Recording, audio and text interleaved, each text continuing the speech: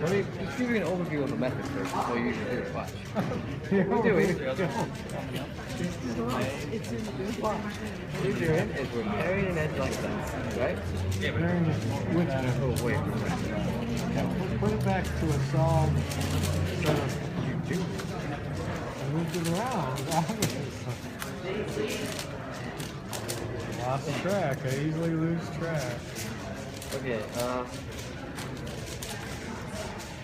sucky pull like one. So you put them like this so they're ready to be kicked like that. So where are we at? We got all these solved. We're Okay, what are we working on now? solving Yellow? this edge. The edge is now solved. That's now paired edge. Now what we need to do Okay. is